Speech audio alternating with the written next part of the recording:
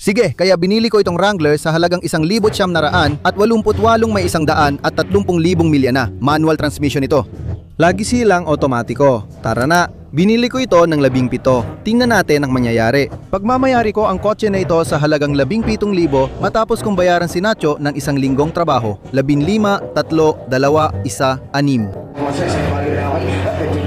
12,000 na may milyahe. Nandun ang Barrett Jackson auction pagkalipas ng 2 araw para tingnan kung pwede akong magparehistro bilang bidder. Pakiramdam ko talaga na hindi nila ako mahal based sa mga video ko noon. Hindi ko na palalalimin. Umaasa ako magsimula ulit ng maayos at magkaroon ng magandang karanasan sa Barrett Jackson auction na walang minimum na presyo. Hindi ako magbebenta, bibili ako. Naibenta ko na ang Lamborghini ko dati. May malaking halaga akong pera na gustong gastusin. Matapos may ibenta ang Ferrari ko nung 1 taon, umaasa akong mababawi ito ngayon at makakabawi kami sa panalo. Ako si Flying Wheels. Welcome sa unang bahagi ng Barrett Jackson auction.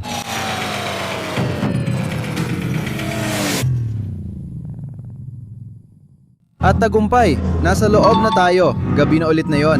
Nandito tayo sa libreng party at ipapakita ko sa inyo lahat ng meron dito sa lugar na to. Ayos yan, astig. Land Rover Defender Barbie Edition. Gusto ko yan. Magugustuhan yan ng anak kong babae. At kung hindi mo pa nakikita ang ZRE sa X, heto na. Grabe. At heto na tayo. Uy, pagani yan. Pagani yan sa taas.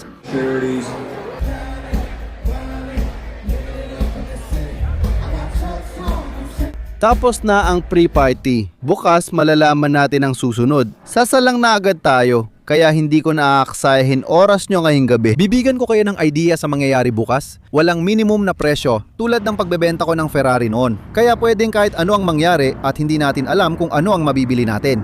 Walang minimum na presyo ngayong linggo na talagang ikinatutuwa ko. Hindi ako na-stress na yon. Dati palagi akong tensyonado. Uy, may eksaktong ganito akong kotse. Inaayos namin ngayon. Malalaman natin kung magkano ito mabebenta. Ganito rin dapat ang itsura ng akin kapag tapos na. Anong gulong ito? Michelin. Michelin lang ang gumagawa ng ganitong sukat ng gulong. Dapat ganito rin kalalabasan ng sakin at ibebenta rin namin. Maganda ito para malaman ko ang makukuha ko. Ayos, lahat ito ay ibebenta ng walang minimum na presyo. Bukas, sana pala rin tayo at may makuha. Hindi tayo nagbebenta, bumibili tayo at mas magaan ang loob ko. Lahat ito ay dadaan sa auction bukas. Sa totoo lang, nakita ko na ang kotse sa Mecum. Makikita dito ang mga magagandang deal, kabilang ang kotse number 18.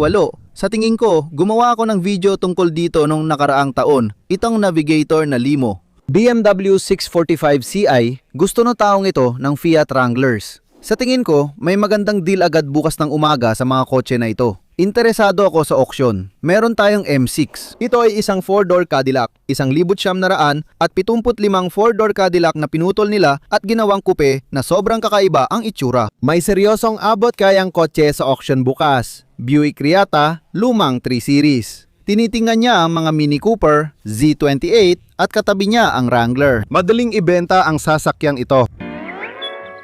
Umaga na, ang saya ng gabi kahapon, na yon unang araw ng Barrett Jackson. May isa pang Lamborghini Gallardo, pero hindi kotse ko yon. Gusto ko yung mga gulong nun. Nandito kami ni Nacho sa dealer auction na paborito ko. Dito ko rin nabenta ang Lamborghini ko dati. Ngayon, ibebenta naman namin ang Expedition na ayaw siguro ni Nacho. Natatandaan mo bang tinanggal niya lahat ng wrap sa kotse ng ilang araw? Halos mabulok pa daliri niya. May pera naman tayo at ibebenta ko rin yung Expedition. Diretso kaming Barrett Jackson auction para maghanap ng mabibili. Mamaya, dapat dadaan na sa auction ng Expedition. Nacho, mag-ikot ka muna at tingnan ng mga sasakyan. Baka bumili pa ako ng Lamborghini. Ito, mas mababa ng 20,000 ang mileage at mas bago ng 4-5 taon kaysa sa akin. Baka makapag-upgrade tayo. Aksidente kung nabili ang Jeep Wrangler na 6 na taon mas bago kaysa sa Jeep ng anak ko. 40,000 na mas mababang mileage at $1,500 lang ang dagdag. Nandito lang yan sa paligid. Narito ang lane 1 na tingin ko ay ito. Hanapin natin ang Jeep na kakabili ko lang. Lagpas sa mga AMG at Shelby, nandyan ang Wrangler ko na may accessories na halos 2,000 ang halaga. Binili ko ang Wrangler mula sa DuPont Registry Exchange na may YouTube channel din. Nagbebenta sila ng matitinding kotse. Karamihan ng highline na kotse nila ay binebenta linggo-linggo. Ang dami ring aftermarket accessories ng sasakyan na to. Mula sa mga ilaw, tow hooks, LED lights, grills. Ibig kong sabihin, parang binili na ng may-ari lahat ng pwedeng accessory para dito. May 2.5-inch na high country lift suspension at nito ridge grappler na gulong, pati aftermarket na gulong na may bituin ang design.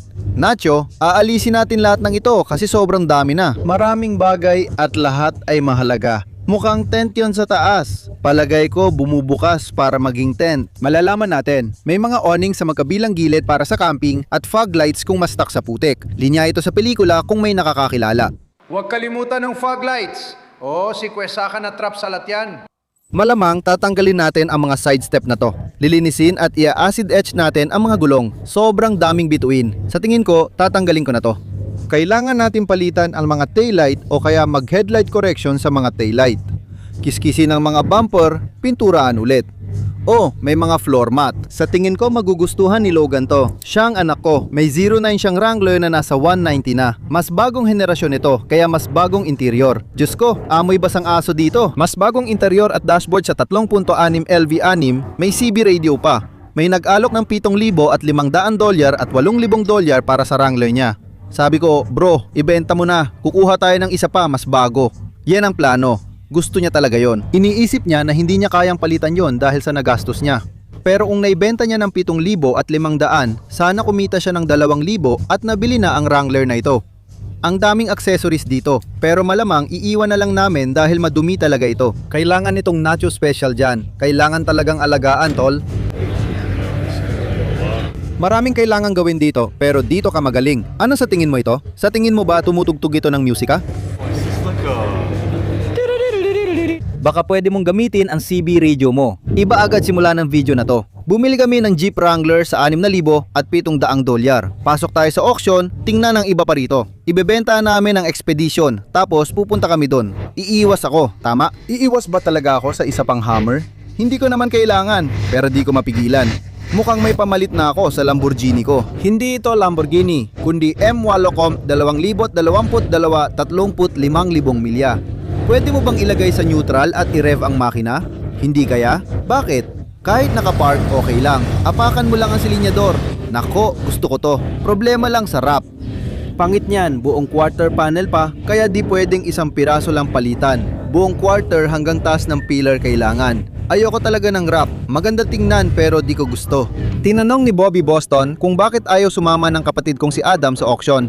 Sabi ko, hilig lang niya ang lumang Japanese na kotse. Biglang dumating ang Supra, 1,988, 100,000 at 30,000 milya, manual pa.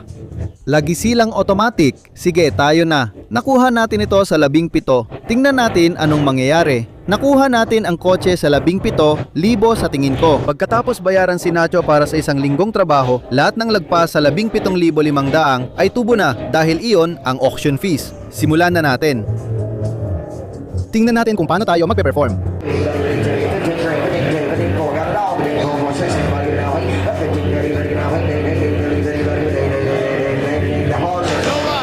Ipapakita ko sa iyo na 18,000. Nasa 17,500 na ito.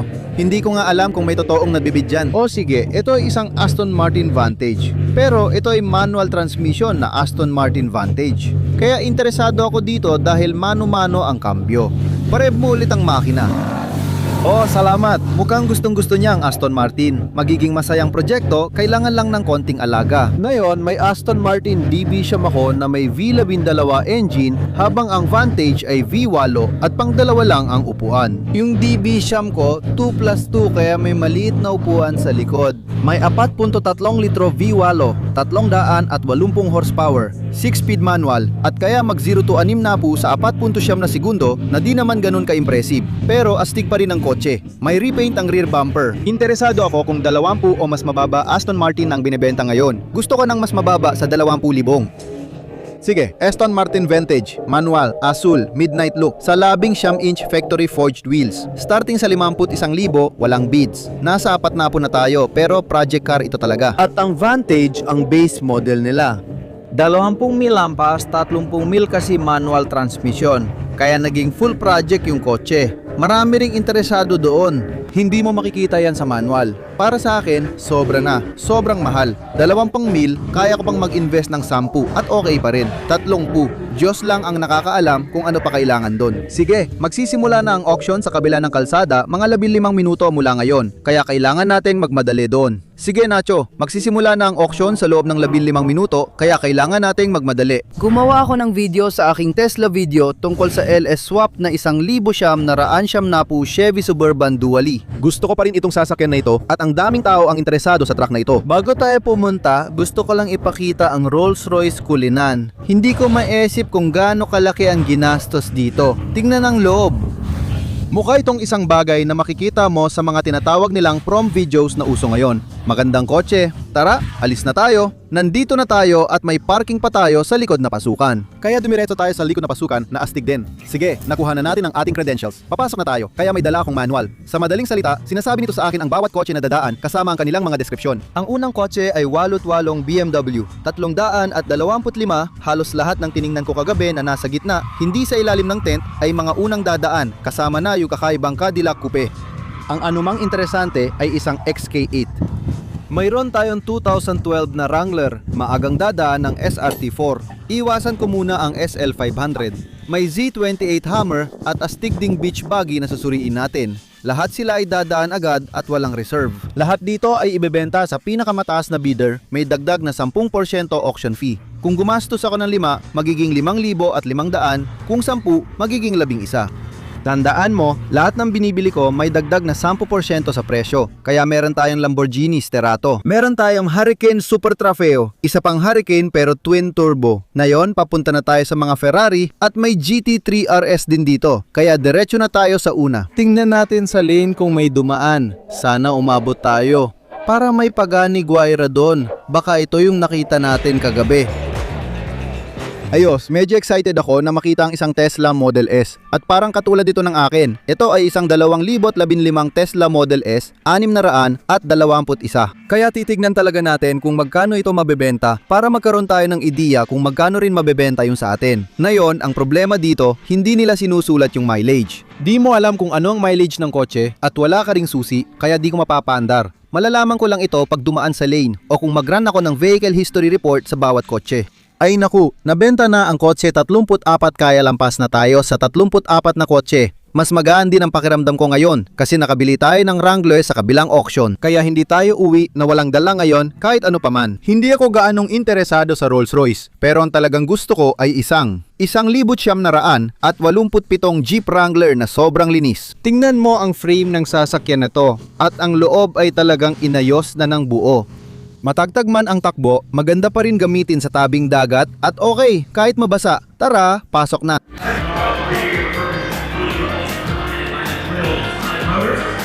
May siyam Corvette silang dumaan, hindi natin nakita. Kung hindi lang, nagbid sana ako ng $9,000 para sa convertible na yon. May MR2 na sumunod, tapos BMW 6 Series pagkatapos. Pero hindi natin nasilip ang alinman sa mga sasakyan bago sila dumaan. 10,000 na at tumataas pa, magandang kotse. Tara, lakad tayo. Bumibili at nagbebenta ako ng proposer, taxi details at iba pang ganon. Natututo pa lang ako sa mahirap na paraan. Kaya sabi ko, sigurado akong andito si Crate ngayon. 3 araw na. Akala ba nila magbebenta ka sa floor? Nandito ka lang ba para? Hindi, nandito ako para bumili. Tinitingnan ko lang kung anong pwede kong makuha. Anong tinitingnan mo? Mga pwede kong ibenta ulit. Wala namang particular, gusto kong bukas ang options ko. Siguro mga modernong kotse na magandang deal. Kita-kits mamaya. Natalo ako sa kotse dito last year kaya gusto kong bumawi ngayon. Gusto ko itong bilhin. Matagal ko na rin itong minamanmanan. Oo, puro magagandang kotse ang nakita mo. Oo, gustong-gusto kong panurin si Steve. Salamat. Oo, sige. Salamat sa panonood. Masaya kitang makita. Salamat, ito ang aking kabuhayan. 2017 Chevy Silverado High Country, 22 pulgadang gulong pearl white. Ang problema, reconstructed ang titulo nito. Kung i-anunsyo nila ito gaya ng Ferrari ko, siguradong mura lang ito. Malalaman ko agad ang presyo at interesado ako dahil madaling ibenta. Tignan mo ang truck na ito, 210,000 milya na ang tinakbo. Hindi ko masyadong gusto ang truck na ito, pero malinis ito sa kabila ng dami ng tinakbo at hindi magandang history. Tingnan mo kung paano kumikislap ang pearl sa liwanag. Tingnan natin ang presyo at ang nangyari sa aksidente. Galing din ito sa Canada kaya may Canadian history. Sige, okay lang. 225,000 milya na may 6.2 litro sa ganitong tinakbo. Pwede ring may malalang problema sa makina ito. 9,000 at 800 na may malinis na titulo. At ito ay 5 tuldok 3 litro na V8, hindi 6 tuldok 2. 9,000 at 300 kung malinis ang titulo, 5,000 kung reconstructed. Dito ko tinitingnan ang history gamit ang laser appraiser app na lagi kong gamit. 4 na naging may-ari at branded ang titulo. Maaari kong tingnan ang history ng aksidente. Sabi dito, front-end collision. Tumama sa kanal at lumabas ang sasakyan sa kalsada. Na-disable ang sasakyan noong 2025 kaya 1 taon pa lang ang nakalipas. Hindi maganda kasaysayan ito pero baka maganda presyo. Tignan natin magkano benta. Kailangan ko rin bagong pang-araw-araw na sasakyan. Maganda ba Range Rover? Hindi masyado, pero may kakaibang ganda ito. Pero ang 2015 ay halos kapareho ng 2026 maliban sa mga taillights. Ito ay autobiography na may supercharged na 5-liter V8. Maraming horsepower, napaka-luxurious at medyo moderno pa rin ang teknolohiya nito kahit 2015 pa. Madali kong maskan ang van. Sinasabi nito ang halaga kaya alam ko kung magkano ko ito pwedeng ibenta. Dito ko rin binabase ang gustong presyo na bayaran ko. Ilan na tinakbo? 128, tuldok 76. Salamat, sige. 128,000 milya pero may check engine light na di ko pa nascan. Ayoko magsugal sa Range Rover na may ganitong ilaw. Medyo nakakatakot. Posibleng hindi lang oxygen sensor ito. Pero sabi, 5 hanggang 7,000 ang halaga ng mukhang maayos na unit. Mukhang interesado ako. Tara, tingnan natin yung 2 kotse. At ayon sa history, walang aksidente, 7 naging may-ari. Lahat ng tungkol sa kotse na yon ay nagsasabing umiwas ka na. Pero tinitingnan ko pa rin. Napakasama ng history niyan. At interesado pa rin ako. Oh, 30. 4 na gulong ang humihila. 5 na yon, 5, 10, 5, 7. 7. Gusto ko ng 5. 7. May 7 sila doon na sa totoo lang ay mukhang magandang deal. Ayoko na, huwag na lang. Nasa 11 na sila 10,000 plus isa pang 11, dagdag pa ng 1,000 para sa bayad ng buyer. Sulit sana ang 11 kung malinis ang titulo. 11 na may ganyang mileage at may problema sa titulo, di ko na mabebenta ulit. 12,000 na may ganyang mileage. Ay, maraming salamat. Salamat. Hindi ako kikita dyan, lalo na't sugal kapag may check engine light. Tara sa labas. 14. Salamat. 14. 14. Oo, klasikong car auction ito. Muscle car auction na. Pero marami ring ordinaryong sasakyan. Kaya ako nandito. Ayoko talaga ng mga kotseng para sa piling buyer. Kasi ang ibig sabihin niyan ay espesyal din ang mga bibili, mas mahirap hanapin. Kung may talagang astig na kotse sa tamang presyo, yung kotse para sa lahat ng tao, ang gusto kong pagtuunan ng pansin sa channel na ito. Gusto natin ng kotse para sa masa, abot kaya, pang araw-araw, astig at tamang presyo na pwedeng pagkakitaan. Kinokontra ko lahat ng sinabi ko sa huling clip pero gusto at naiinis pa rin ako sa Bentley Continental GTC W12 Twin Turbo, 600 horsepower, all-wheel drive. Yung mga convertible ba ay may all-wheel drive din? Kakaibang astig at sabay na baduy ang kotse na to. Isa itong electric car na may drift mode. All-wheel drive lahat, pero sa drift mode, pinapatay ang front wheel electric motors at traction control, kaya likod lang ang gumagana. Kahit electric, masaya pa rin silang gamitin. Parang V8 ang tunog dahil sa speakers. May EV na may exhaust, paano nila ginawa yon? Coreless stereo kaya?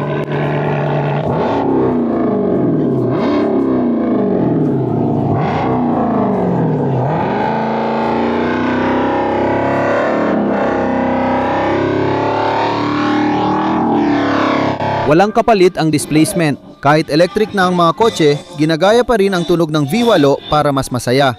Bahala ka na, dati na akong nakasakay dito, sa likod na lang ako. Handa ka na ba? Dito ang bagong Dodge Charger N Bank. Isa itong inline na 6 na silindro na may 2 turbo.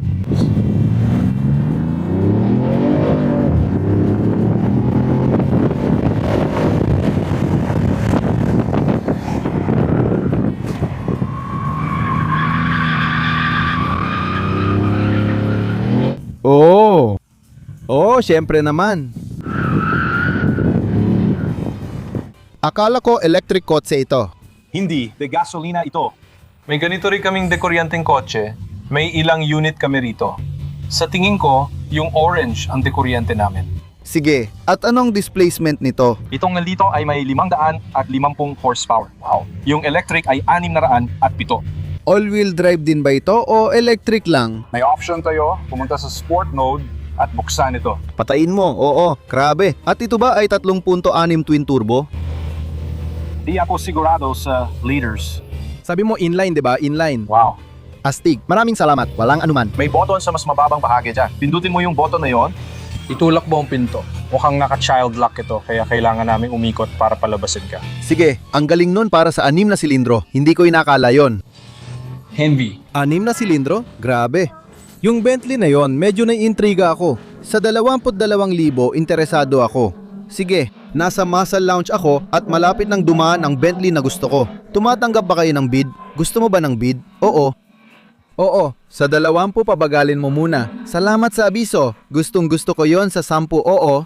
Oo. Pwede niya siyang lampasan. Nagbato siya ng mga 4 na biro at naabot pa rin niya ang limit ko. Salamat, nasa 30 na. May dumadaan na 2,000 GMC Sierra 84 siyam na 8,000 milya na ang tinakbo. Kinuha ko na ang history nito. Reconstructed ang titulo. Naaksidente ito na matindi nung 2021 at nagkaroon ng matinding water damage nung 2024 sa Florida. Sabi nila kung malinis ang titulo, 21 ang halaga. Titingnan natin ang halaga kung reconstructed ang titulo. Inanunsyo rin nila ang history. 1.3 meter V8, madaling ayusin ang automatic transmission. Napakagandang summit na lumilipad sa jet black na interior. Parang bituin ang babaeng yon sa ibaba. Yung magandang blondina na may salamin. 2, 3. Handa ka na ba? Oo. Alam ko yan, hindi mo alam. Ayos, mukhang okay. Kung saan po bibiling ko na. Nasaan ang option natin dito? Nasa 15 na ngayon. 13, ayos pa rin. 16 na mataas, 20, kaya nakukuha pa rin nito lahat ng pera para sa 100,000 milyang biyahe. Wala namang may pakialam. Nabangga nila ang Ferrari ko, tumama sa palumpong, poste at puno, saka lumihis sa kalsada. Inanunsyo at pinag-usapan nila lahat ng nangyari sa aksidente. Sinabi lang nila na may water damage. Ito ang 84 off-road. Namimilipit ang talukap ng mata ko. 20 mil pa rin bago ang body style ng Sierra. 2006 Bentley Continental GT. Problema talaga sa VIP area. Hindi ko alam kung nakailaw ang check engine at hindi ko rin alam ang mileage. Dumating ng huli ang kotse kaya wala siya sa katalogo. Hindi ko rin alam ang sira nito. Kasi sabi mo wag bilhin. Gumawa ng mas matalinong desisyon. Kakalako lang natin ng sasakyan, may pera tayo ngayon. Hindi ako magaling dyan, parang mabilis maubos pera ko. Kaya heto na. 2002 Chevy Camaro SSG28. Astig na kotse. Mas malupit pa dito, hindi lang ang LS1 transmission, kundi pati ang 6-speed manual transmission na bihira kong makita dahil kadalasan ay automatic ang mga ito. Kaya astig makita na may T56 na 6-speed transmission ito. May 10,000 at 200 milya lang ang tinakbo ng kotse na ito. Saludo ako sa Mystery Machine dahil lumapit sa akin kahapon ang taong ito, nagpakilala, nanood ng palabas at siya nagpapa-auction nito ngayon. Astig at ang gali ng ginawa nila. Gusto ko ba ng malinis na Maserati? Oo, parang gusto ko. Oo, gusto ko talaga ng 4 na pinto. Hindi ito yung kotse na ibebenta ko ulit. Ito yung tipong sasakyan na gusto ko lang gamitin hanggang magsawa ako. Pero hindi ito practical para sa isang lalaking may 3 anak. Kailangan ko ng 4 na pinto. Di pwede sa ganitong sasakyan ang maraming bata sa eskwela. 5 naging may-ari, walang aksidente. Ayon sa MMR, nasa 21 ang halaga nito ayon sa MMR. Sa tingin mo, tataas pa ba ito lagpas 21? Kung bababa sa 20, interesado ako. Kahit may 32,000 milya, sakit pa rin sa ulo. Nakailaw na ang check engine. Di naman kanina. Nakakatukso. Oo, 16 na. 6 lang yan kanina. Lampas 16 na ngayon. Ayos sa kanila. Ngayon, alam ko nang iwasan ng Maserati na may check engine light. Pero kung tama ang presyo, malalaman natin.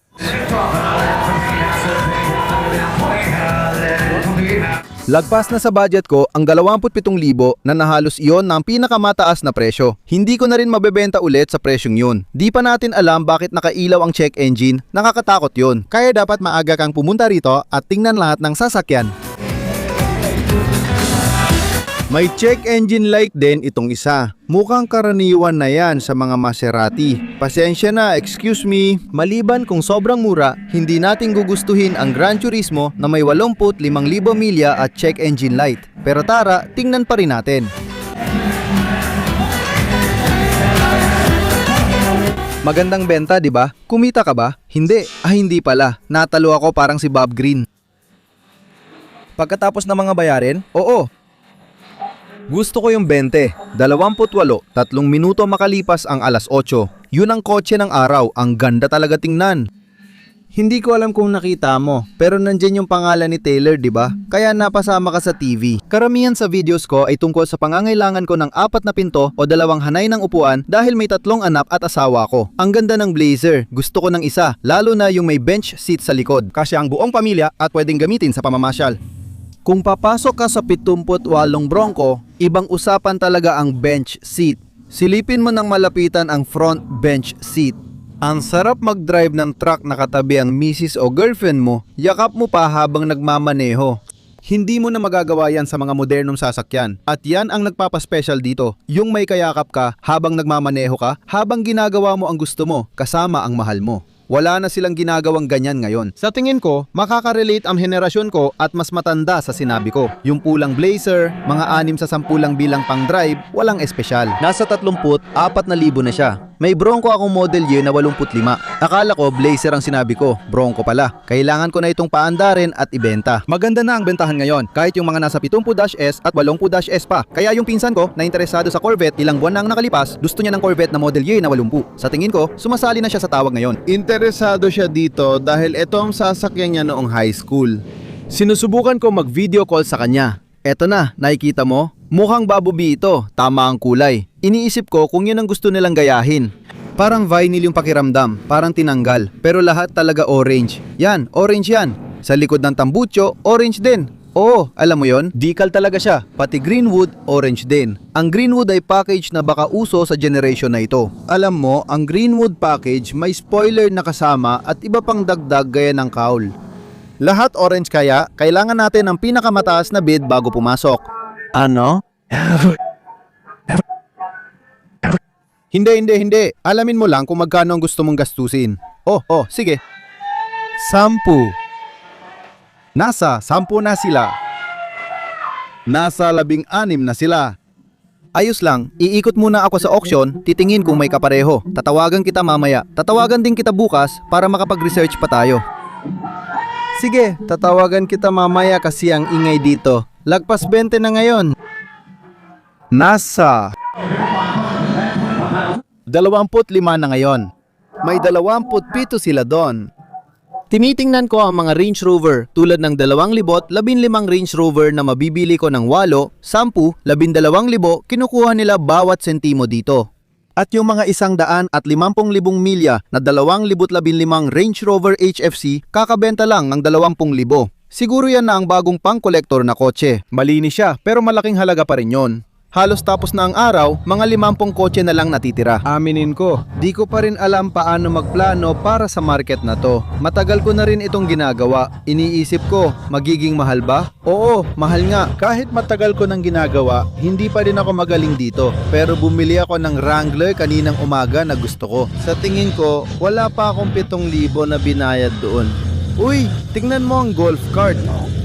Pasensya na, na-distract ako. Gusto ko sana yung Silverado. Pero yung reconstructed title na may check engine light 200,000 miles ang pinipresyuhan pa rin ang mataas. Kadalasan, pag binili ko yon at dinala dito, di ko nababawi pera ko. Parang palpak ako, di ko magets. Titigil muna ako at titingnan anong nangyayari. Magpapahinga ako, babalik bukas. Nandito ako para sa mga kotse na walang reserbang presyo, kaya maganda ang auction na to. Hindi pa tapos, tuloy pa rin ang paghahanap. Alam mo, Sabado ang pinakamahal na araw nila. Kailangan kong kumuha ng mga bagay bago mapuno dito sa loob ng 2 araw. Ito palagi ang natutunan ko. Matagal na akong pumupunta rito at patuloy pa rin akong natututo. Sa dulo ng araw, lahat umaalis, kasama ako. Ang pinakamagagandang deal ay sa unang araw at pantatapos ng araw. Pinapanood ko lang ang mga sasakyan mula sa VIP area na hindi ko naman talaga napapasukan. Sinulit ko talaga ang VIP area. Sa pagtatapos ng araw at umalis na ang lahat, may mga deal na pwedeng makuha. Binili ko ang Wrangler kaninang umaga, kaya maganda ang pakiramdam ko ngayon. Patuloy pa rin ako naghahanap ng malaking huli o kung anuman. Gusto kong ako ang maging buyer na tulad ng bumili ng Ferrari ko noong 1 taon.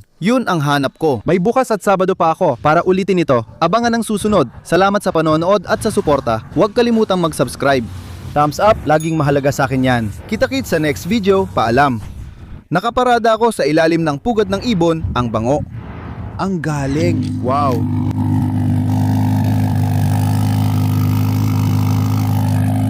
Akala ko tapos na ang araw pero may tunog ng record scratch. Hindi pa pala. Naimbitahan ako sa Trump International Country Club. Hindi ako ganun kasosyal para alam ko man lang ang sinasabi ko. Naanyayahan ako sa Trump National para sa hapunan. Nandito ang suit ko. Papasok ako sa locker room ni Trump, ang daming tao. Hindi ito tungkol sa politika. Huwag gawing politikal. Astig at magandang oportunidad ito. First time ko dito, naanyayahan ako. Sobrang excited ako. Papasok ako sa locker room ni Trump para maligo, magbihis, magsuot ng suit at kumain ng ice steak. Astig na oportunidad at karanasan ito. Bago matapos ang video, papasok na kami. Akala ko ayaw nila ng kamera, pero tignan natin ang itsura. Hindi pa ako nakapasok dito at sinabi sa akin na kahit ang pasukan pa lang ay magarbona. Kaya tingnan natin ang lugar na ito at alamin kung ano ang naghihintay sa atin.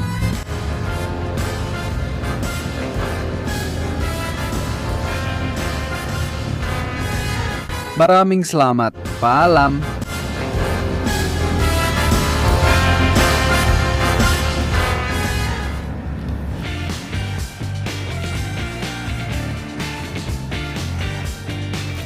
Naghahanda kami para sa hapunan, kasama ang tropa kong si Flying Wheels, si Craig Stowell, sa likod ng locker ni Commander-in-Chief.